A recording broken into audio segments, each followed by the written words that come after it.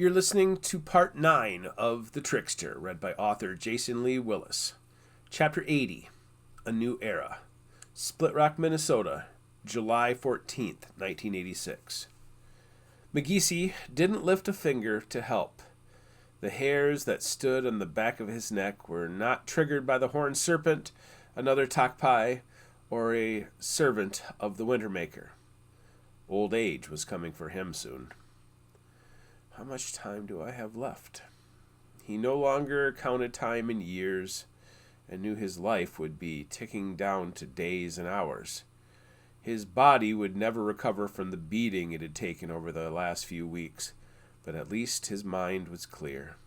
He smiled, knowing he'd finally gotten the fight he'd wanted when he was a 10-year-old boy. I helped destroy a Takpai.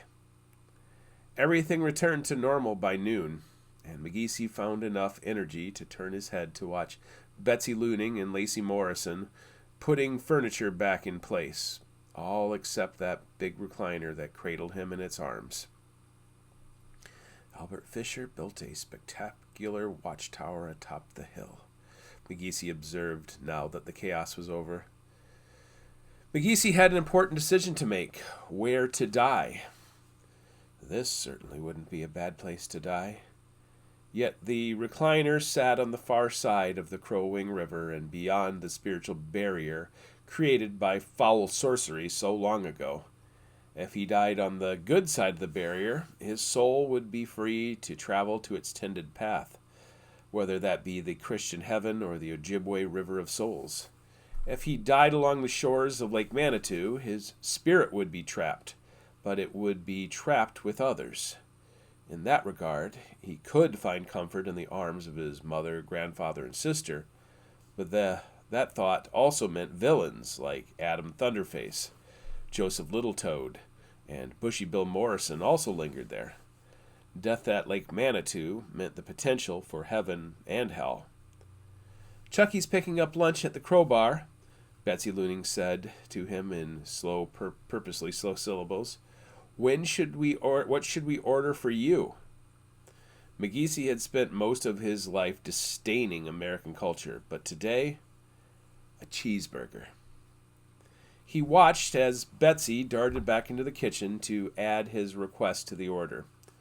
Looking around the living room now, it was hard to imagine that an exorcism and demonic battle had occurred just 12 hours earlier. The tent had been removed, the floor cleaned, the furniture returned. Now the air was filled with the smells of Pledge, Lysol, and vanilla sprays. Outside of the big living room windows, the pine tree still smoldered from the lightning strike. If McGeesy were to guess, he assumed the spiteful Takpai deliberately summoned the last of its magical ability to strike after Ansel separated it from the rest of the pack. Luckily, the house and willow tree were missed. Now I know where smoke hid these past several months. When dawn came, the Santee Lodge scattered. Sheriff Forsberg, visibly shaken, returned to the real world with a soft grumble and a promise to return for supper. Wally Crane had been reborn overnight and, like a lad on a first date, enthusiastically departed for Golden Shores Nursing Home to see Nancy. Father Gary, Leonard White Elk, and Benjamin Labiche took the wrapped copper pot below the dam at Little Falls and released it into the flowing waters of the Mississippi. Except for Sheriff Forsberg, Chuck Looning, and Wally Crane, they all gathered in the kitchen, unsure of what to do next. "Fetch the boy," McGeesy finally found his voice after all the chaos had ended. He said it to the dutiful young girl who'd spent most of the morning setting things right. Almost a century ago, her great-grandfather, Bushy Bill Morrison, almost murdered him on Deadwood Island, and now Lacey gave her all to help the team. A very unexpected ally. "Ansel? I'll get him." "And Cameron," McGeesy added. "Cameron's here, isn't he?" "He came while you were napping," Lacey said, and backed her way to the kitchen. A moment later, Ansel walked toward him with Cameron and Lacey lingering behind. "You wanted to see me?" McGeesy nodded. My sister was not wrong, but she was not right. She began a chain of events that led us to this moment. Her selfishness was driven by her love of Jean Guerin, but if she'd had her way, the Wintermaker would have risen to power and restored his kingdom. Lily would have been in the arms of her beloved Jean, and the world would have suffered the consequences. I worry that Levi paid for her sins. What do you think happened to him? Lacey asked from the doorway of the kitchen, surrounded by others who listened to what McGeesy said. From what Shadow told me, he said in reference to the Tokpai he'd briefly trapped a week earlier, I think Levi won the battle that will allow us to win the war. If he truly died at Leech Lake, then his sacrifice allowed us to pass the storm created by my sister. If he lives, then this battle is not yet over, McGeesy added. He took a break to swallow to rest his hoarse throat. The Tokpai worry for their master and rage against Levi. What could he have done to upset them so? His focus shifted back to Ansel. When I was a boy, my grandfather, Nanakonan, told me the horned serpent would be defeated by a great warrior. My mother named me McGeesy after the majestic eagle, and in my grandfather's tales it was the thunderbird that swept down to destroy the horned serpent. Yet it was my sister who discovered the Migi shells, not me. And it was my sister who was born with abilities of the Wabano, not me. The blood of the Wijigan gave me the power of a Jessikid, and thus I began my training and a journey that led me to this point. Your blood, obviously, has given you gifts as well. With Cameron's help, I'd like to train you in the ways of the Jessikid. Train me? What does that mean? When Lily summoned the Asanti Lodge, your forefather came and filled the role of warrior, Wabi-Shashi. But it seems to me now that I was never destined to defeat the horned serpent. But after what I saw last night, I believe you might be the one to fulfill the prophecy. Cameron, tell him what you saw from Ed Nielsen on the night the Tokpai attacked you at Carousel Park. Cameron still bore the scars from the fight, and he began to twitch nervously. I saw Mr. Nielsen throw 2 of them to the far shore of the lake. Shadow and smoke, McGeesy nodded. Now only 11 remain. You might not have the blood of the Dakota or the Chippewa flowing in your veins. Nevertheless, the Great Spirit blessed your lineage. I'll train Ben to take my place in the Asanti Lodge. He'll represent the Metaweewin priesthood, just as Father Mackenzie will represent the Jesuit priesthood. But you will be the tip of our spear. He lifted a shaky hand to point at the gouge on the fireplace brick.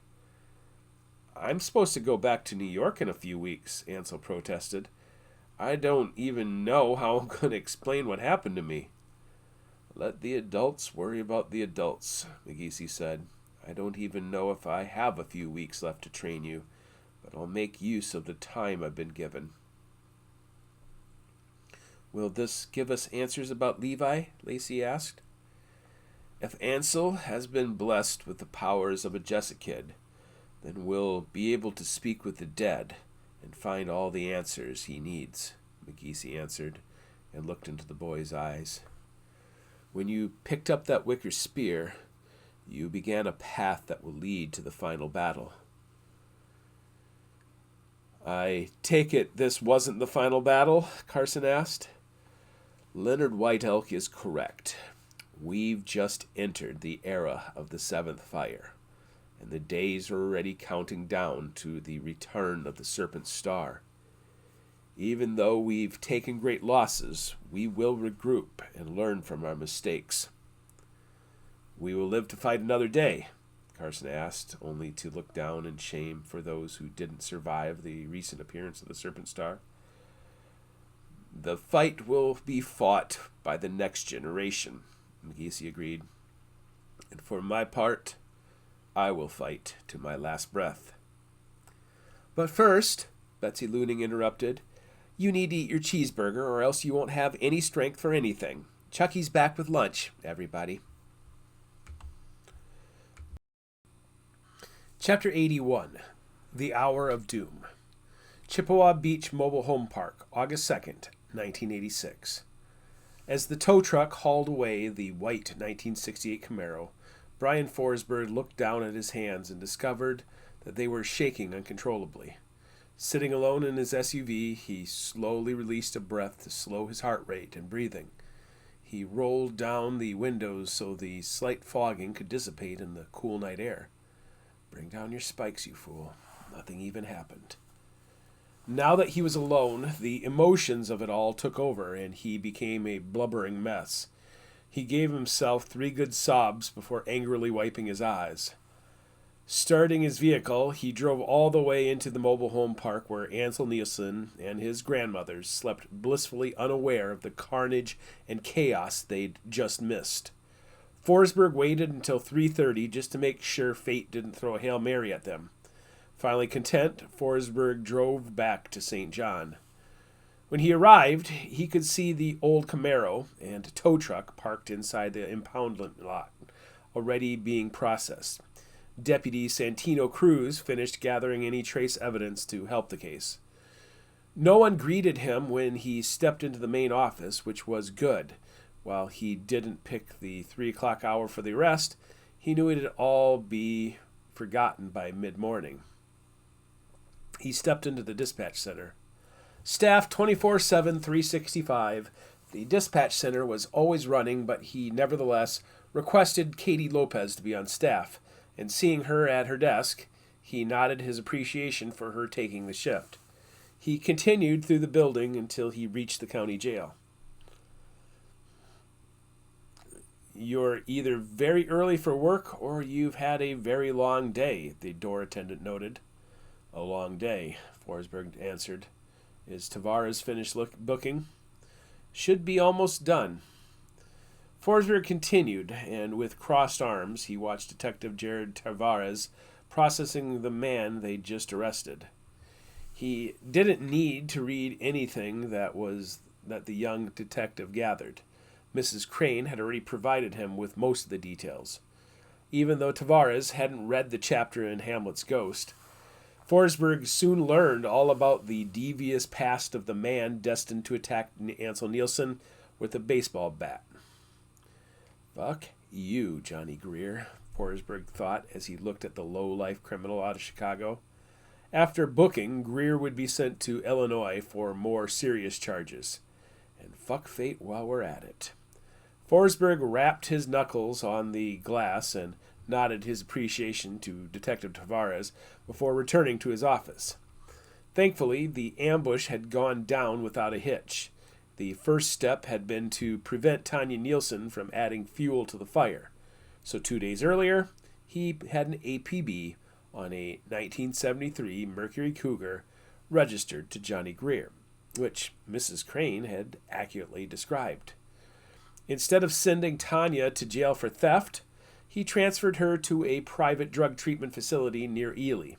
He let Aurora and Thomas Archibald III deal with Tanya's mess in a few weeks, and with her out of the way, he fixated on the second half of the prophecy. While the fates of Hiawatha County spun wildly in new destinies since the winter solstice, the rest of the world had not caught up yet, and the lives of Tanya Nielsen and Johnny Greer had continued unchanged. Instead of the family receiving violent retribution for the theft of Johnny's car and drug money, Johnny Greer drove right into a trap set by Forsberg. 3 sheriff vehicles converged as he slowed to find Calico Lane, and with guns drawn, they arrested him for possession, weapons, and an outstanding warrant. He never got to lay a hand on either Tanya or Ansel. Now back in his office, Forsberg placed his finger upon the manuscript paragraph where Ursula Herman killed Greer while defending her 2 grandchildren. Sorry for stealing your glory, but I owed it to the kids. He tidied up the pages and reverently put the manuscript into a cabinet drawer. For several minutes, he held his hand to his forehead as he tried to make sense of the night's events. While this had nothing to do with either Eos or the Wintermaker, it still shook him to his core. Lacey Morrison had only seen the tip of the iceberg with Nancy Crane's Hamlet ghosts. Carson Looning scanned the other pages and reported how the other manuscripts developed. From running away in Hamlet's Ghost, Levi took a starring role in Pan's Apprentice, where his part in a heavy metal band led him into a secret society that symbolically matched the Order of Eos. Having spent his adult life researching the nefarious secret society, Forsberg knew Mrs. Crane had tapped into some dark conduit into the future. Did Levi see this future also? Forsberg opened another drawer, and right behind the folder for James Edward Nielsen, he found a new file for Levi McPherson. The detective Darlene Van Zatten's work only established a timeline. Although young Joey McPherson still hadn't corroborated the story, Van Zatten established the brothers picked up the canoe and then brought it upriver to Nimrod Canoe Landing. While not in the report, Carrie Jensen's unofficial testimony agreed with her findings about where the truck had been parked. Next, he turned to the Cass County Sheriff's Department reports. The truck had been found across the channel from where the body had been found. The body. The decomposition rates accelerated during hot summer months, leaving the coroner to confirm gender, age, and height.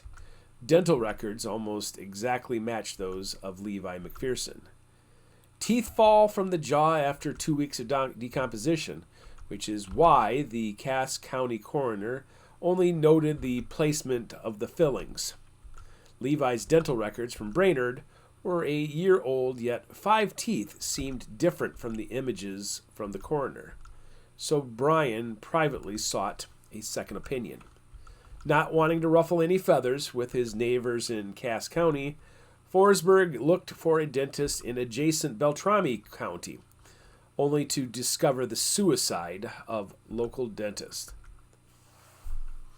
Bohica. Forsberg muttered aloud when he looked at the two similar images. Wally Crane taught him the colorful two-word World War II era profanity. Bend over, here it comes again. Eos is fucking with us. Knowing that the secret society existed for thousands of years reminded Forsberg that they'd go to any length to accomplish even a simple task. What happened? That question suddenly seemed irrelevant. Something had happened, and the actions of Eos now seemed clear. A doppelganger had to be acquired, brought to Cass County, and left at Bear Island on Leech Lake. To be truly convincing, the doppelganger's dental work needed to match Levi's, so they matched the dental work and killed the dentist. Holy fuck. Meanwhile, a team of killers took out the Marquette family. Why? Witnesses. They likely saw something that Eos never wanted to be known. Considering the cave was less than a mile from the Marquette property, it seemed the most logical step for a cold-blooded killer. Despite ties to Eos, the Marquette family was collateral damage. Forsberg returned to his previous question. What happened? He had 3 good answers. The most radical thought involved the Wintermaker rising from a tomb deep under Lake Manitou and walking onto the Marquette property. Preposterous. The next thought involved agents of Eos using stolen magic to wake and discover the Philosopher's Stone. This theory did not require the murder of the Marquettes or the use of a doppelganger. If Levi walked onto the Marquette property holding the Philosopher's Stone, they could have just killed Levi, dumped his body, and taken the stone. Why would Eos want to leave the world to think Levi McPherson killed himself? He put the file away and poured himself a drink, which would help him sleep. He'd sleep in his office, attend the morning meetings, and then go home to get hammered.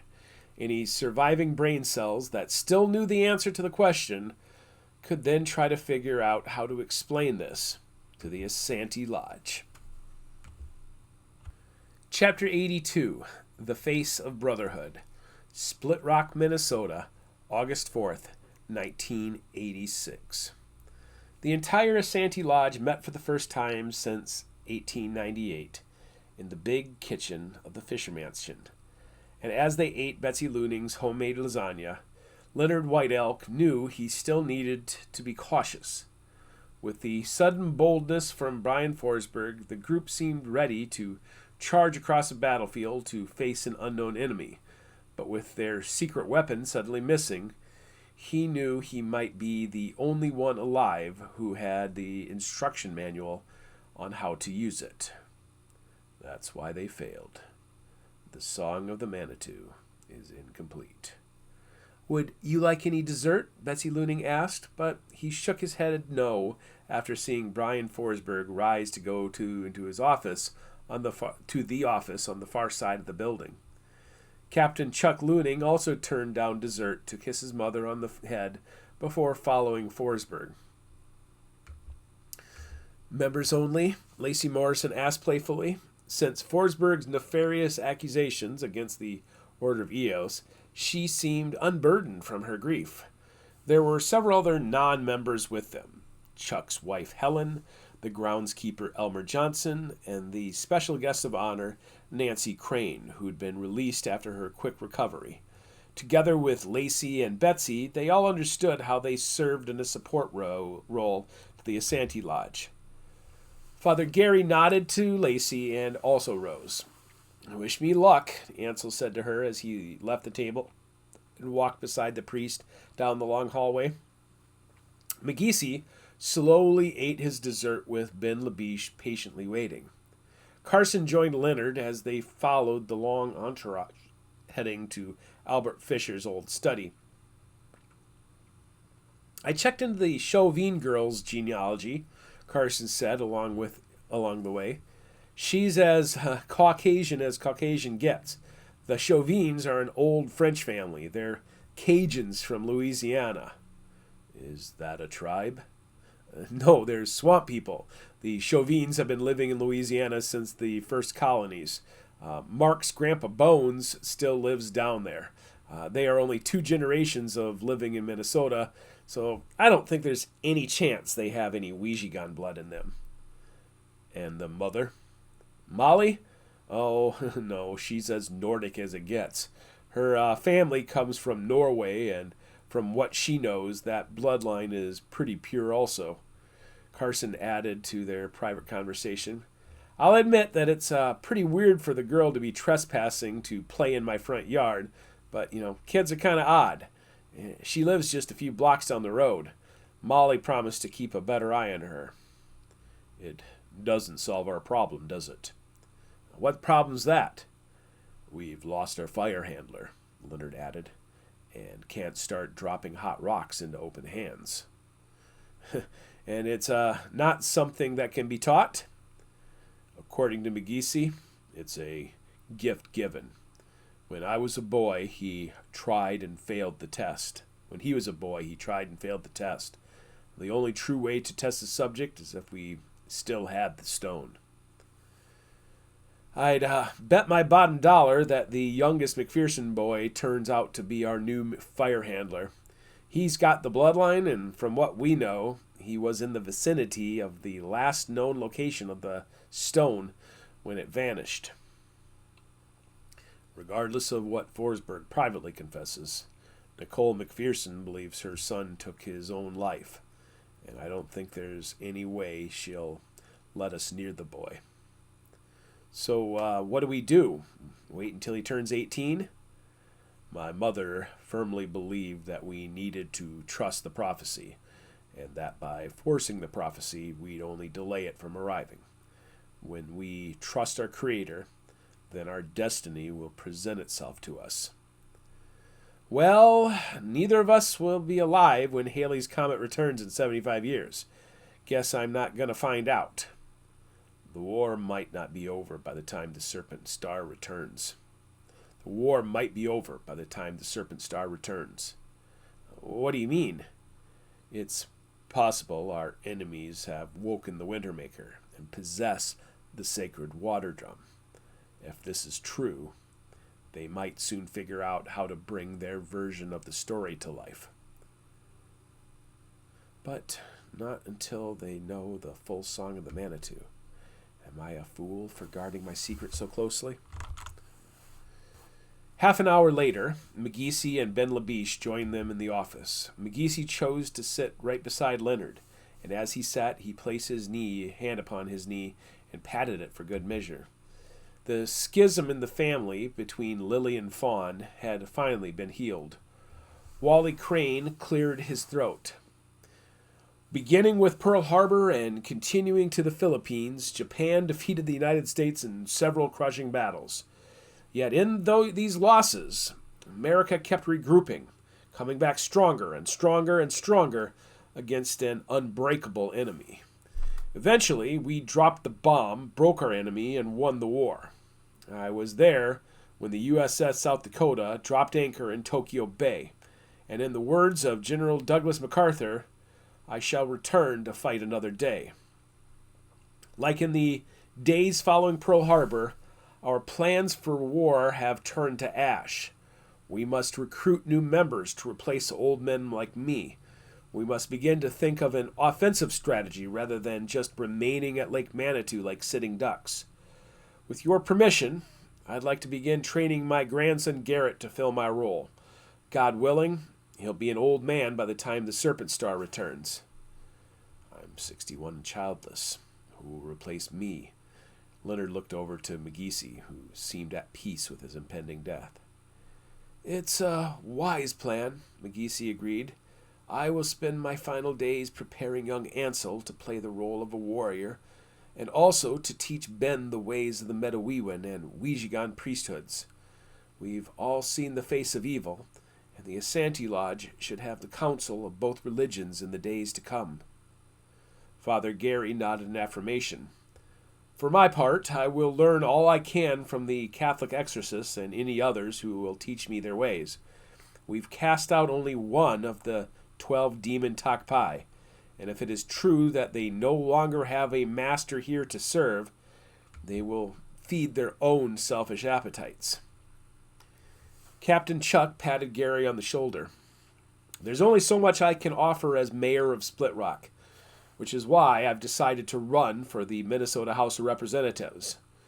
We need to do everything we can to protect the reservation and its people in the days to come, and having a politician on the inside can only help matters. From what Sheriff Forsberg has told us, the Order of Eos is international. While my first priority is to scan all of Mrs. Crane's manuscripts that we can search, I'll make it my priority to give the Asante Lodge the edge with computers. I'll be the eyes and ears for the lodge. After Carson finished, the group next looked to Leonard and Sheriff Forsberg.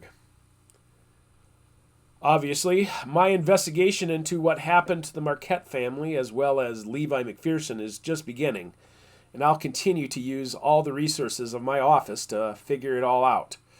I agree with Wally. We can't win playing defense, which is what we've been doing since the days of the Nicollet Dam.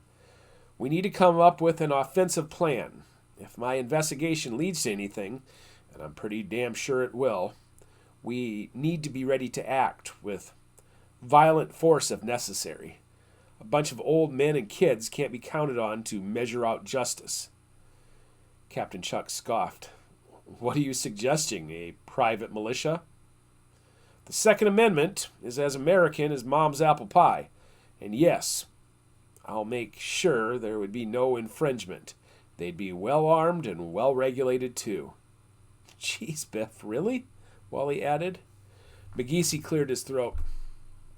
3 times in my life, Our enemies have descended upon Lake Manitou and left a slew of bodies. They strike from the clouds and vanish. The fate of humanity rests in our ability to stop these dark creatures. I agree with the bear's plan." Leonard knew he had not contributed to the plan, so he gathered himself. In the old ways, the Wawasheshi were the poets within Anishinaabe society, so he took his time to gather his philosophy. "It is good that we can all speak openly like this. But let us remember the old prophecy," he began. "At the end of the seventh fire, the boy with strange eyes will be the one who makes a decision that will be either save or doom humanity. We do not yet know who the figure will be. In the Ochedi Sakoan prophecies, the Wishwe will battle the ancient shapeshifter known as Old No Soul. While we know where No Soul slumbered, we do not know if he is still here, nor do we know the identity of Wishwe.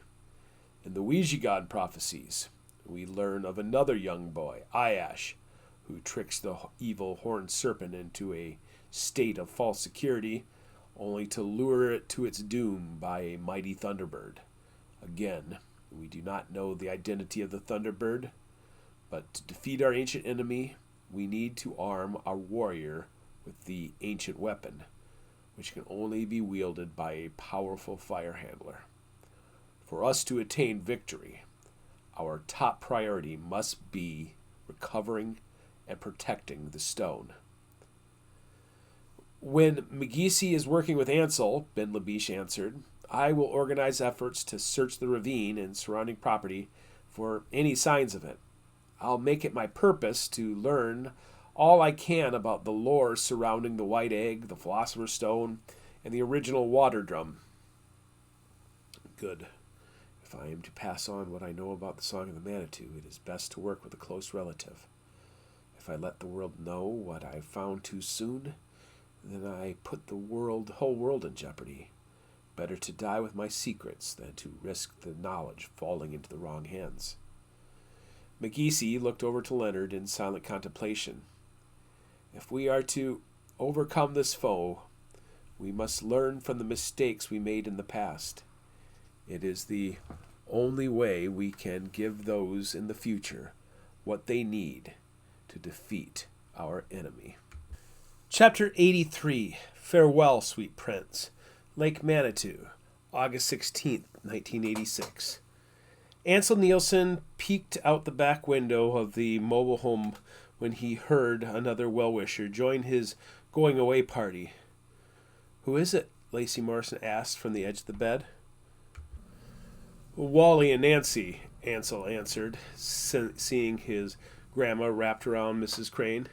"They joined Father Gary, Sheriff Forsberg, and his parents, who were there to take him back to New York. I'll give them a few minutes to sort things out. Maybe they'll find a way for me to stay longer." "There's something I've been meaning to give you," Lacey said. "I just couldn't figure out how to begin the conversation." Ansel turned around and saw that she'd spread several pieces of yellow paper onto the bare bed. "This again?" Ansel asked, sitting on the edge of the bed. "What do you think this is?" "It's a promise," she said. "How so?" "Levi gave it to me like it really meant something.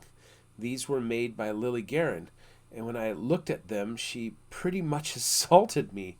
When I showed them to Levi, he almost told me what he was going to do. You know, I still believe he's alive." Ansel nodded. She's in love with a memory now. "Right before Levi disappeared, he told me that things were going to go one of three ways. In two situations, the bad guys would win. In the other, he'd manage to find a way to save me and his little brother, Joey. Whatever happened to him, he did it to protect us." "He's quite the hero," Ansel said with too much bitterness. "What's your deal?" Ansel shrugged. "If he did something to save humanity, he sure left everybody in the dark. I guess time will tell." He didn't leave everybody in the dark. He left me with this, she said, and gestured to the papers. Ansel picked up and looked at one of the papers closely. It was broken down into syllables without any coherence. I don't get it. I thought you were supposed to be so smart. Okay. So it's some sort of song, but the lyrics aren't in English. You're saying Lily Guerin, the fire handler, gave this to you. Please tell me you didn't sing this out loud and awaken some monster by accident. No. When Levi saw this, he told me it was dangerous. He said I should keep it safe like it's worth $1 million. Well, you're not doing a very good job protecting your $1 million. Levi also told me that when the time was right, I should give it to the person I trust most in the world. Now, obviously, I don't feel the same way about you that Book Lacey felt for Ansel, right? You might still be an idiot, but you're special. Who else should I give this to? I want you to take these with you to New York. Figure out what they're for. Figure out why Levi said this was important. It's our promise. Regardless of what happens, I'm giving them to you because I trust you completely. Okay? Ansel didn't know what to say. She began to collect them, and when he reached out, she handed them to him. He folded them into the square she'd made and put them in his front pocket. Then I've got something for you, too. He reached down and pulled his black backpack on his bed. I want you to keep this until we meet again. You want me to keep your dad's pistol? I can't bring it on the plane. You just need to keep it until I fly out again for Thanksgiving break. Then I can figure out what to do with it. Show me the bullet, Lacey said. Ansel took the pistol out, opened the chamber, and produced the .357 bullet. That's my promise to you. We're in this together, aren't we? We are. Ansel looked around the empty room and sighed. Well, should we go out onto the deck? I need an ally to endure the conversation we're about to have. I'll be right beside you the whole time. Lacey slipped the backpack onto her shoulders, and the two walked out onto the deck together. It had been agreed that no one would say any spooky supernatural shit outside of the Fisher mansion. Out on the deck, Sheriff Forsberg stood in a short-sleeved plaid shirt watching them like a crazy gym teacher administering a fitness test. For almost an hour, he nodded as Lacey and Ansel faked their way through a generic summer romance that never occurred. His mother ate it up. Ursula, too, refrained from alarming Ansel's parents, sugarcoating the summer's events as best she could. Nancy Crane, however, did not play by the agreed-upon rules. After playing along for the better part of the hour and accepting Ursula's hospitality with smiles, Nancy lost focus, staring off into the distance for long stretches. Ansel noticed, even while the others kept yapping.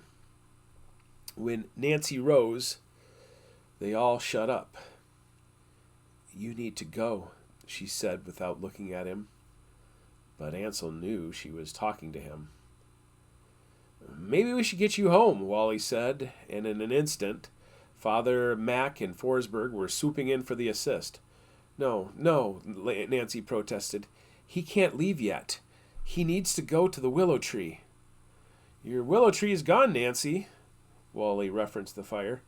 The willow at the Fisher mansion had provided no answers either. He needs to go to the old willow, she said, pointing to the trees beyond the mobile home park. G-Bay Hollow. What's this all about? Ansel's stepfather asked in a moment of hesitation from the others. Nancy held her hands up like a shield. Stop it, I'm not crazy. I know what I'm talking about. I should have listened to my instincts earlier. Do you see it? All eyes went to the distant tree where a single black raven perched. I see it, Ansel said. He felt shivers up his spine. Follow it. It'll lead you to Old Willow. Don't leave here until you find out what needs to be done. I don't understand what she's talking about, his mother added, but the members of the Asante Lodge nodded in unspoken affirmation. Follow it? Ansel asked Nancy.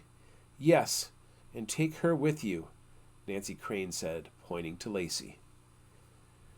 G-Bay Hollow existed in a crease of land a mile from Chippewa Beach. Geologists certainly would have noted the high rise of land around the shores of Lake Manitou, an indication of an ice age that first carved out the lake bed and then left a large ice block that formed the shores of the lake.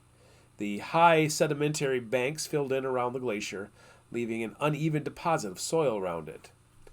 Sorcerers, on the other hand, would have noted that even farther below the surface, a barrier built by blood magic prior to the Ice Age made Lake Manitou an anomaly on the Earth. The colliding geological masses and later ice fields moved around the protective barrier, leaving moraine above and around the barrier like a treasure chest buried on a sandy beach. With 11 hungry Takpai still lurking inside the magical barrier, Ansel approached Jibe Hollow cautiously, making sure neither the Black Shadows nor the nearby neighbors took note as he cut across a marshy field to find the origins of the hollow. "Is this it?" Nancy asked once the three-wheelers quieted to a purr. He pointed beyond the swampy marsh. "Do you see that roof just beyond the hill? That's where my great-great-grandfather, Martin Nielsen, built a barn." "Why there?" It's like he knew or something. Knew what? Knew what was there?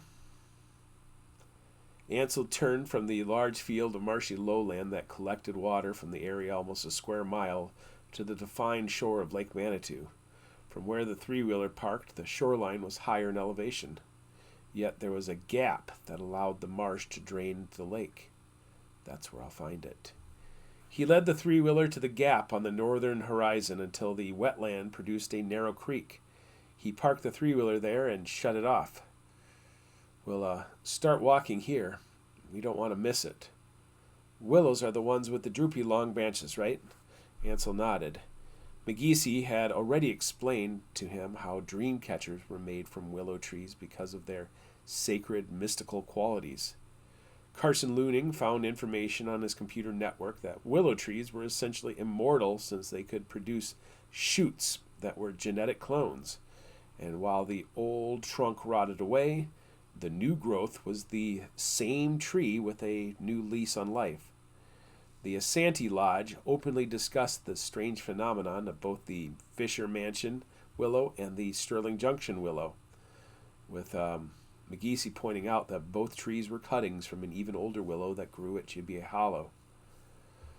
It took considerable effort for Lacey and Ansel to stay near the creek, with brush, bushes, and trees choking the steep banks of the ravine. Branches in their faces soon became a canopy above their heads as the floor of the hollow dropped to meet the distant shore. A ridge of rock 30 yards wide spread the creek out, creating a slight dam that forced the water into a waterfall, even though it was only a drop of about 7 feet. A single green canopy filled the area in front of this rocky ridge. "That's it." Ansel studied the tree for a moment, but seeing nothing but fronds. He looked around to see if it was an ambush, but he didn't even see the raven anymore. "We need to walk around the side. Keep your eyes on it while we climb down the ridge. If McGeesy is right, it has magic that makes it blend in and disappear." They walked around to the right, where the fronds of the willow touched stone. Pushing the branches aside, they crawled backwards down some of the boulders until they could look back at the ridge and the water trickling over the field of rocks. There was a reason why he couldn't see the trunk. The willow tree was rooted another 30 yards downstream from the rocky ridge at a spot where the creek reformed. Its canopy covered an area larger than a normal house, and nothing else grew under its majestic arms. Roots thick as a leg wrapped around shattered rock, allowing a thick trunk to rise up into the space of the ravine. If Lacey stood on one side and Ansel on the other, they wouldn't have come close to being able to link their arms together. The air was still and humid under the willow, but the trickling water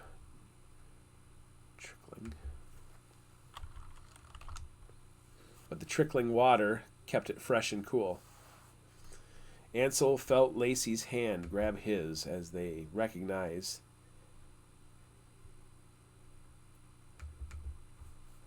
as they recognized eyes were now watching them. His heart fluttered at the sight of 24 silent ravens perched in the shadowy branches of one of the willow. One creature, though, was different than the others. It sat near the lowest branches where the trunk divided. Almost twice the size of the other ravens, it filled the space between the divided branches with its dull white feathers. At first, Ansel thought it might be an albino raven, but its black beak was as dark as its eyes. "I'm glad you come," a voice said, but it was not the white raven that spoke. Lacey now held tight to Ansel's left arm. It took Ansel a moment to locate the origin of the voice. At the place where the willow canopy touched stone, a flat rock rested beside the trickling stream that continued to Lake Manitou. A shadowy figure sat upon the rock. "Who are you?" Ansel asked, walking the fine line between terror and intrigue. "Nope, we can't do that. One of you could get caught and tortured, and you'd spill the beans about me. I can't tell you my name or even when this is happening. I'm sitting here in the future looking back upon the events of 1986. To me, you're just ghosts from the past. I sent the ravens to get your attention. Aren't they beautiful? Some of them are as old as time." "You sent the raven to Levi?" Lacey asked. "I had to warn him. I had to warn all of you." "About what?" Ansel asked. "The end of the world is coming. I'm close enough to see the end to see it coming. I had nightmares about all the horrible ways the world was going to end until one day a raven visited me too." "I don't see anyone else here," Ansel said. "Who sent you the raven?" "I can't tell you that either, but I can tell you why she sent it. We lost. The world was destroyed by our enemies, and as our last ally slowly died, she crawled up to the willow tree to send me a raven with her last breath. Because of her, I'm sitting here with you today. I had to both help Lily and stop Lily. Do you know how hard that was? Once I got her close to the last loops, I got Levi to help with the rest." "Is Levi alive?" Lacey asked. "Does it matter? He made a sacrifice because of the love for his little brother Joey and the feelings he had for you. I thought it was uber romantic." "Uber? The figure doesn't speak like some dark deity from ancient times." "I don't understand," Lacey continued. "Is he alive or not? To me, you're all dead. None of you survive." Ansel got it. Levi had gone under the willow tree also. "So Levi knew what he was doing because he came and visited you under here?" "Bingo! It's so awesome meeting you, Ansel. I like Nancy, Mrs. Crane's version of Ansel too, but in my version, you remind me of Hiccup from How to Train Your Dragon. Right now, you're this Viking warrior on the cusp of greatness." "What do you mean by Mrs. Crane's version of things?" Ansel pressed. "I already told you. If I didn't interfere and change things, the world would have slowly unraveled. Mrs. Crane dreamed it just like I used to dream it. Her visions that she wrote down were warnings about the world ending badly. Luckily, you listened to your raven, and so did Levi. I got both of you to change the path. We won all the important battles of 1986. We had to give our enemies a couple of victories, but in the end, it will help us win the war. The two of you are going to have very important roles to play in the coming years." "What if I don't want to help you?" Ansel asked coolly. "Sassy. I figured you'd say that. You're about to head back to New York, which scares me a little bit, considering that's what you did in Mrs. Crane's version of things. We'll take a short break for a few months just to let the dust settle, and then we'll begin the next phase of this war. Come a little closer, and I'll show both of you what you have to fight for." Ansel took hold of Lacey's arm. "I don't know. Come on, Ansel. I'm not a talk pie luring you in to rip you to shreds. I'm going to show you a glimpse into the future. I'll give you some motivation to continue the fight. You too, Lacey. How do you know the future? She asked. I don't know the future. I know the past. The willow tree is like an island in the river of time. It's been here since the beginning, and it lasts until the end. But when I take hold of the willow branches, I can see what's happened around it. It's like time travel without going anywhere. You two have been my private YouTube channel. Come here, I'll show you. McGeesee, Leonard White Elk, and Ben Labiche were grooming him for leadership, and acquiring knowledge would give him a weapon in the coming fight. He pulled Lacey with him, and the air grew darker as they neared the shadow. My ancestors want me to do this. The figure sitting upon the stone did not appear as clear as Lacey,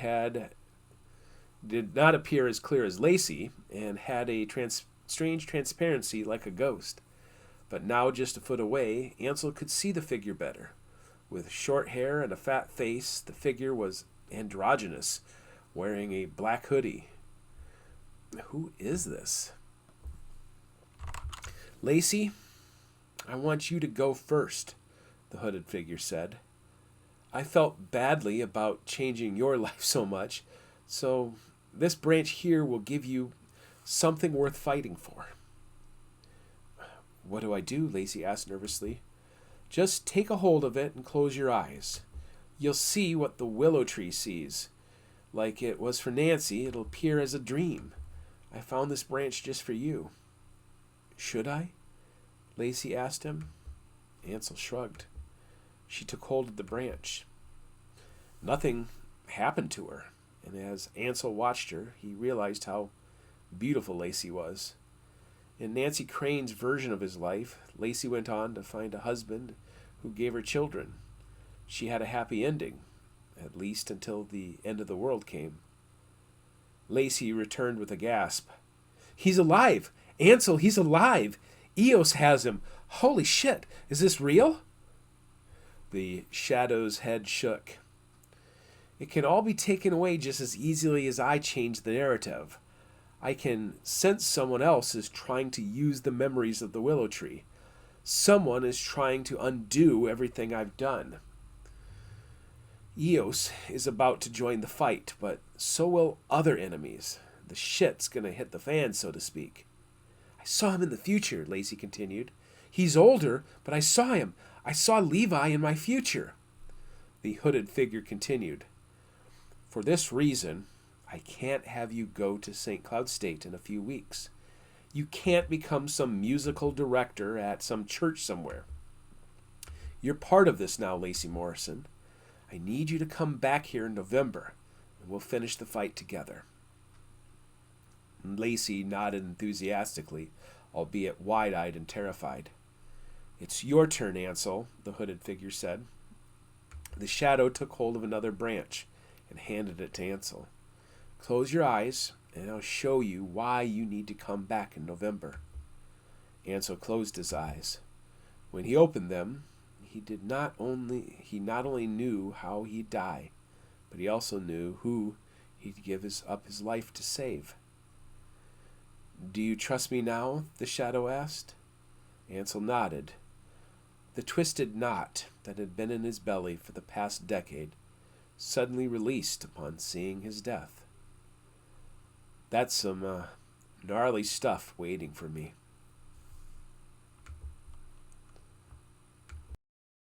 Chapter 84.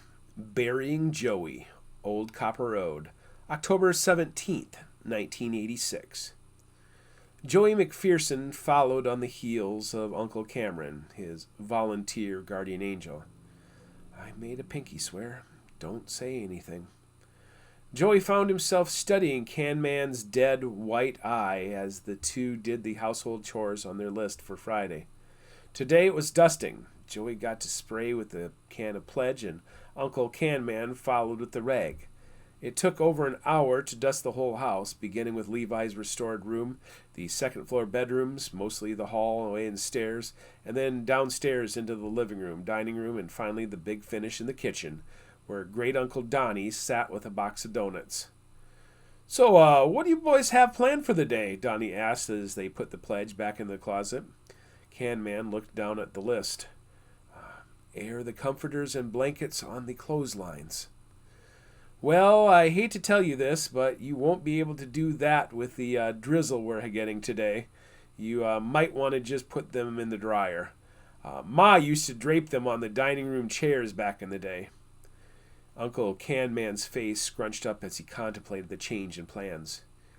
Angie made some sandwiches for lunch since I'm going to Fargo to check out that bull I told you about yesterday. David and his family are going to be bringing pizza and chicken tonight, so if you run out of things to do, just watch television with Joey until they show up at 5 p.m. Got it? Can Man nodded as Donnie stood up. Donnie extended his calloused palm to Joey, who gave him what he wanted with a hard slap. Do I get a goodbye? Joey shook his head no. Levi had been gone for 4 months now, and during that time, Joey had effectively been a prisoner. His mother decided to homeschool him, and she decided to take a long MEA break just like the public schools. He liked working with Uncle Cameron more than being taught by his mom.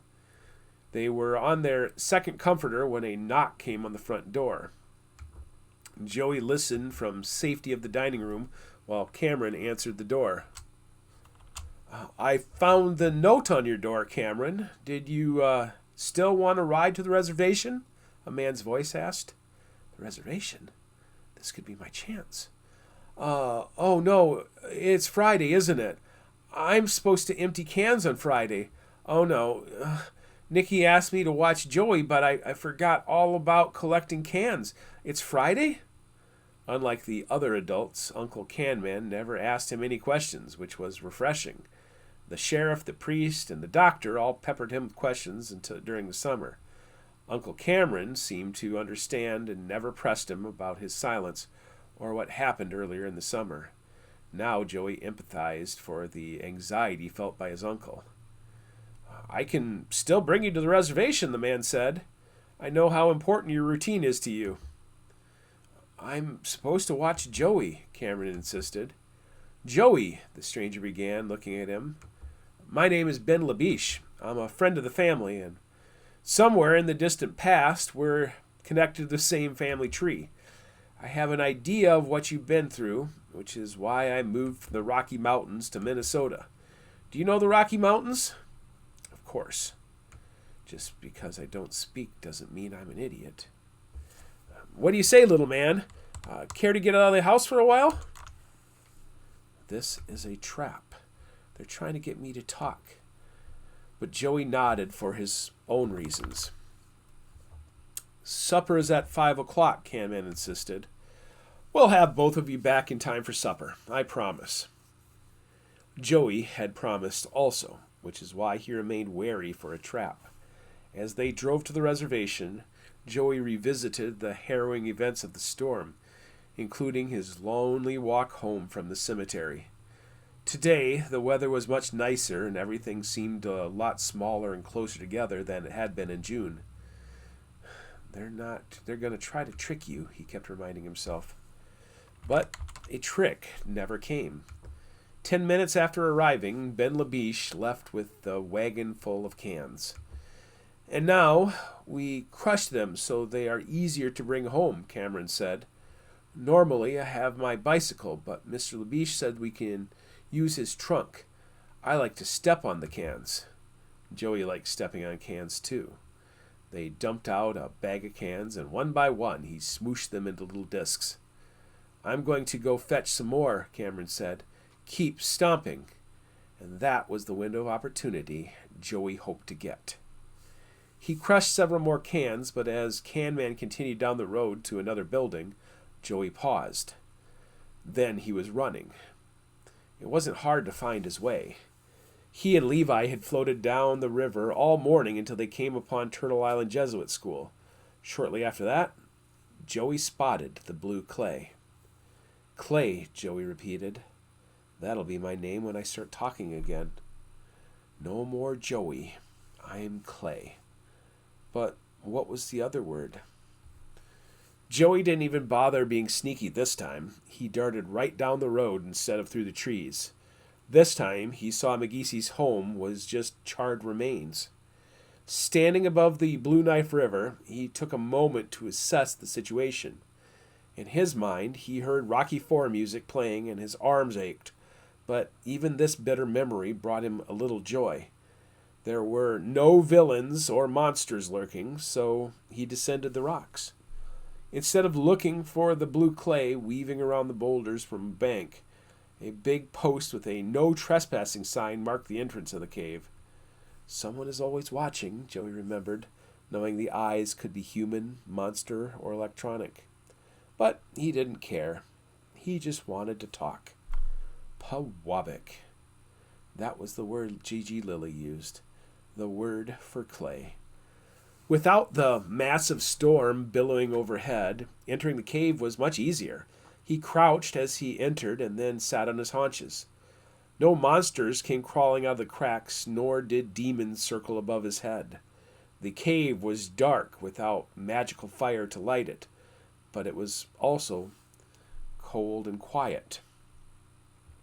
Joey now moved on his hands and knees, ascending the steep side wall of the cave to a cavity that only allowed investigators an opportunity to send cameras into the space. Joey flattened and wiggled up into the crevice. The ceiling of the cave scraped against his back, but when he reached the top, the ground underneath sloped back down. He descended the slope head first until his feet cleared the narrow passage, and then he spun around, hearing his own breathing in the small space. "What are you doing here, bud?" "See, Levi is alive." Joey swallowed hard. "I had to make sure." "We talked about this. You can't come back until it's time. You should still be counting. If you love me, you'd stick to the plan." Joey couldn't figure out where the voice was coming from. It felt like his ears were hearing the words, but it also felt as if it was only in his mind. "I do love you, but everyone thinks you're dead." "I told you what would happen. You're risking everything by coming here, though. For our plan to work, you've got to forget all about me. You can come back when the time is right. Do you remember what to look for?" Joey remembered. "I'm sorry. Does it hurt?" "I'm fine, Joey. I don't feel a thing. Remember, our big trick is making people think I'm dead. But after, we've got an even bigger trick, don't we? The magic trick.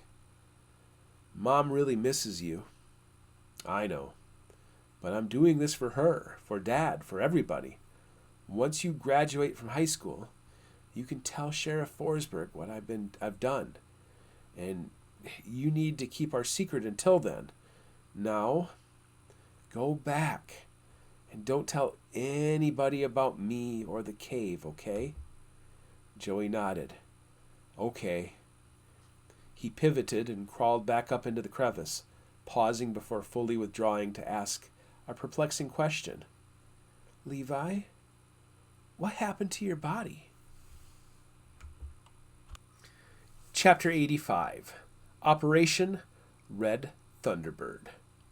Madeira, Portugal, September 5th, 1988. Madeira is a mountainous island located 300 nautical miles off the western coast of Africa. Although the Portuguese island was settled in the 1400s, archaeological evidence suggests the Vikings may have visited as early as 900 AD. While isolated from the world, the city of Funchal receives daily correspondence via a seaport and airport. A few miles up the volcanic slopes from Funchal, a state-of-the-art military facility also allows telecommunication to the rest of the world through its radar and satellites. Tom Dobie knew better than to get swept up into the grandeur of the island's beauty. But each morning, as he sat on the edge of the porch overlooking the southern shore of the island, it still took his breath away. The cities and sewers of the world flowed and filled, but the accounts of the world seemed as inconsequential as the exploits of Bugs Bunny. The world was just a rumor. Even so, Dobie stayed abreast. With a small bunch of bananas and a cigar for breakfast, he flipped through the local newspaper dated September 15th, 1988. Although the news of the island was quaint, the world news were paraphrases of things that happened in the past week, most with little impact on island life. By the time he tossed the banana peels into the abyss of the deep valley below the porch, the real news was being brought to him on an 8.5 by 11 sheets of paper. Terry, one of the younger employees working for Triton at the complex, walked across the concrete porch, handed him the papers, and then lingered for a bit as if to bait Dobie into a conversation, which he didn't oblige. Dobie quickly flipped through printouts until he found a digital summary of the events at Alice Springs, Australia. Although September 15th was just a few hours old, on the other side of the world it was still yesterday, and the news beamed into space and back down again carried news from the previous day, September 13th. In Hiawatha County, it was still the middle of Wednesday night. In Australia, where the news printout originated, the sun was setting on unexpected violence deep in the outback. Dobie read with gripped fascination how park rangers had to disperse a strange gathering of New Age cultists who wanted to link hands around Ayers Rock to bring some harmonic convergence that would usher in a new era for humanity. A few miles from the strange scene, a car accident claimed the lives of 3 tourists, Dr. Ramanananju Anwar and Dr. Mira Beckett, both genetic engineers from Mount Shasta, California. Their unnamed son also had died in the car accident. Along with the car accident, a house fire claimed the lives of 2 local aboriginals, an elderly woman and her son, a disabled park ranger. An eventful day for the news staff in Alice Springs. Son of a bitch, Dobie muttered to himself and crushed his cigar butt against the concrete. It worked. We did it. We stopped that prophecy dead in its tracks. Take that, Chirani Basant.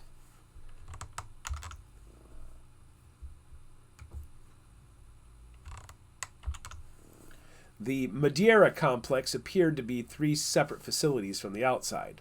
The communications building, built by Triton and given to the municipal government, sat atop one of the tallest peaks overlooking the island. The large porch where Dobie smoked doubled as a helipad if necessary, while most of the telecommunication equipment sat squarely on the hill. Dobie entered a small building near the ravine. Even though isolated geographically from all the other interests of Triton, the powerful satellites connected him to the rubber tree plantations in Vietnam, the steel mills in Michigan, the studios in the UK, his home in Albany, the Sinclair mansion on Oak Island, and even the surviving relatives in Hiawatha County. 2 subterranean tunnels led in opposite directions. One tunnel led down the slope toward the city of Fung Caw.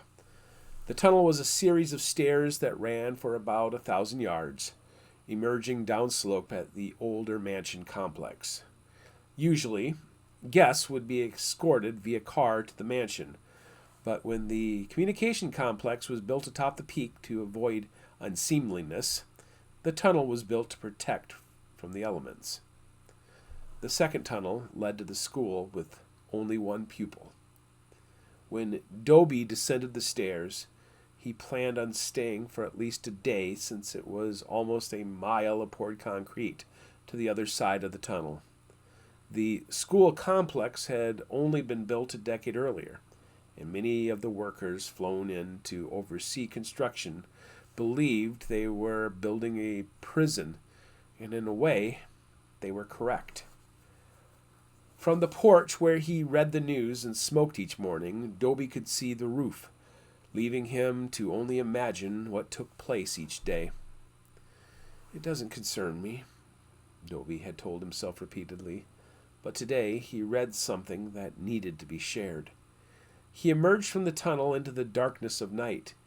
It had only taken him a few minutes to descend the stairs, but hidden behind a steep ridge that separated the center of the island from its coast, the school complex only saw sunlight for a few hours each day.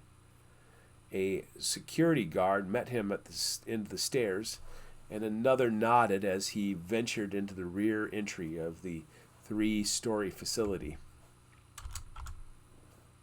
He went right to the security room where a team of 4 guards watched the monitors. They acknowledged him with staggered glances and continued their surveillance of a figure sleeping on a bed that jutted out from solid padded walls. An assistant entered the room with a cup of coffee and handed it to Dobie. "Miss Sinclair will be here in just a moment. Is there anything you need?" "This should do it," Dobie said, sending the smiling assistant out of the room. Maddie Sinclair held papers in her hands as she walked down the hallway from her living quarters to the security room. Dobie's eyes followed her passage in the monitors, and when his eyes wandered to another of the living quarters, where an old woman sat on the edge of her bed, yawning. Aaron Miku, Machu Picchu, Aaron Miku. Yes, that's the old witch's name, Aaron Miku. A buzzer sounded and the door was opened for Maddie Sinclair. "Good morning, Tom. Are you going to sort all this out for me?" she asked, showing him her fax documents. Operation Red Thunderbird was a success. "I could tell from the twinkle in your eye, but what does that mean?" After cleaning up the mess with the Marquette family and then giving Levi McPherson a plausible death, he turned his attention to other enemies, Chirani Basant and Vendita. "Surely you know why we named it Red Thunderbird." "Of course. The legend speaks of thunderbirds hiding in the clouds, and when the boy with strange eyes lures the horned serpent into the shallow waters, the thunderbird descends to destroy his enemy." I am just confused by her ever-shifting metaphors. "This time, we played the part of Thunderbird, and when our enemy came out of the depths, we struck decisively. We won, Maddie. We woken the Ancient One and crushed our enemies. Everything that was taken from us back in 1962 has been put back in place. We killed Chirani Basant's bastard and crushed this prophet before the egg could hatch. Despite his bluster about stopping Chirani Basant, he knew Maddie was struggling with her mission. You'll figure out what's wrong with him. It's only been 2 years. Think of how long he's been sleeping. He's still a toddler learning how to control his new body. I appreciate your optimism, Tom, but something has gone terribly wrong." The news from Australia still buoyed his spirits. "And now we have one less thing to worry about from the traitor Basant. The little girl in the tree told the truth about the boy in Australia. All of Basant's plans have been finished. Now we hold the keys to the future." Maddie put a hand to the side of his face, held it there for a tender moment, yet then with condensation patted his cheek while shaking her head. "No, we don't, Tom. The Alpha is angry, and from what Aaron Miku has been able to discover, it has something to do with a key. You don't happen to know anything about a missing key, do you, Tom?" "The key is lost. The water drum has not been found. But we didn't need it. We won without magic and sorcery." The old Finnish woman arrived at her spot on the other side of the security glass and gently tapped on the glass. The ancient god in the body of an 18-year-old stirred.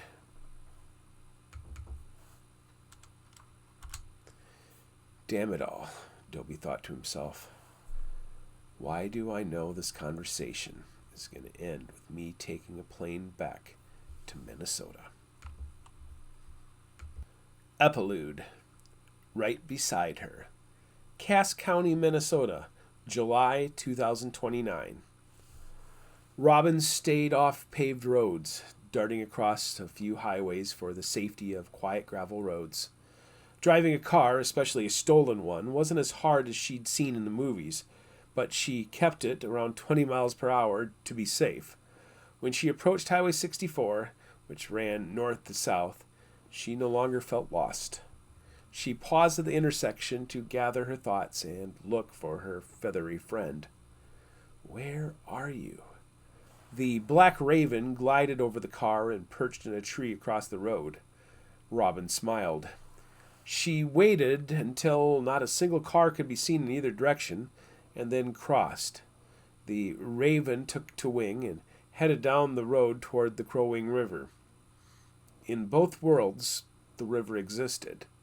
In both worlds, Minnesota existed. Somewhere back in time, the Order of Eos, or Trani Besant's team WTF, had altered history. But Robin knew where Lake Manitou was supposed to be found. Regardless of the gravel road, if she drove west, she'd run into the Crow-Wing River as it flowed north to south. Just like with Hiawatha County, there were only a couple bridges that crossed the Crow-Wing River, and if she found... "Oh shit!" Robin exclaimed as the right tire caught in the thick gravel along the edge of the road and began to pull the car toward the ditch.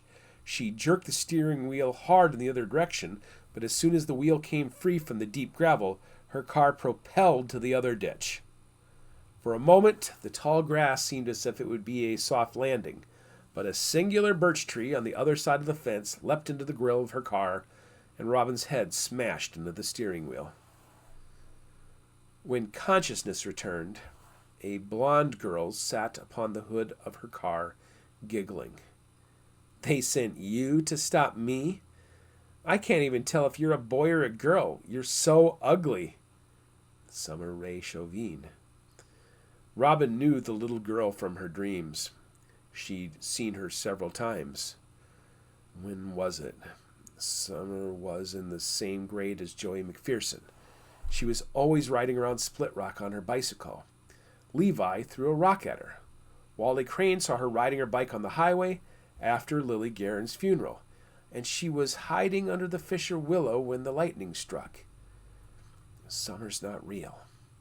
I've been knocked unconscious. Unlike the ghosts in her dreams, the apparition of Summer filled Robin with fear. She honked the horn and flipped her off. "Get off my hood, you little brat." "You're the one who got Levi to ruin everything, aren't you?" "It was you," Summer said. Despite her angelic face, her eyes simmered with hatred. "I'm fixing everything," Robin insisted. "No, you left Lily to die at Lake Manitou. She came to me in my dreams and told me what you and Levi were doing. How could you keep her from Jean? How could you take Jude away from me?" "Jude? I don't even know anybody named Jude." "You told Levi to burn down the Larson house, knowing that Jude was supposed to move there. He was supposed to be the love of my life. He was supposed to be the only thing that mattered to me, and you took him away from me. Now I'm going to destroy everything you love." Even though she only saw a young girl, Summer spoke like an angry teenager. "Good luck with that," Robin muttered. "I hate this world." "Yes, but you love Hiawatha County, don't you?" Summer's nose began to bleed, and she wiped her blood off onto the top of her hand. It left a bloody smear across her face, making the first grader look even more sinister. Why is this happening? The answer filtered into her mind. Levi changed the story. He tricked Lily, Eos, and the Wintermaker in order to do what was needed to save the world from doom and destruction. But Lily didn't go down without a fight. In her final days, she reached out to Summer Chauvin through her mother, Molly. Lacey Morrison had even intercepted a few of those messages. "What do you want?" "I'm going to stop you," Summer muttered. Robin had been bullied her whole life, but she wasn't about to be bullied by an apparition from her imaginary world. "Wait, I know what's missing. The doll. The good Summer has a doll. This is bad Summer. Where's your friend, Becca? Is that what you named her? Why isn't she with you anymore? Now Summer all but snarled. She leaned forward, crawling on all fours to the windshield. Drops of blood fell from her nose as she leaned forward. She won't talk to me anymore. Did you do that too? Did you steal her from me? No, I didn't steal her. She came to me. Lily came to me also when she realized what a mistake she'd made. Both of them like me more than they like you. Becca, Lily, and we're not going to let you stop us from fixing this. A black raven fell from the sky, landing on the young girl's back, pecking furiously until the apparition vanished with banshee screams, leaving only the raven. Robin felt her own nose begin to throb, and when she touched it, blood began to flow. She was conscious. She was stuck in a ditch somewhere near between Cass and Wadena County. The birch tree had been knocked over at the car bumper, and aside from the crumpled grill, the car was still running. Robin shifted the car into reverse and stomped onto the accelerator. The car responded and went bouncing out of the ditch with such suddenness that she almost rolled across the road and onto the other ditch, but she stepped on the brakes and slid to a stop. She inspected her bloody nose in the rear view mirror and her bloody shirt. There's no hiding this. I might as well make the best of it. Robin put the car in drive and began rolling toward Hiawatha County. If it's a fight you want, little girl, it's a fight you're going to get. I'm not going to let you undo all of my hard work. I'm not going to let you take Hiawatha County from me. The end. The Dreamcatcher Chronicles will continue with Book 4, The Summer Bird.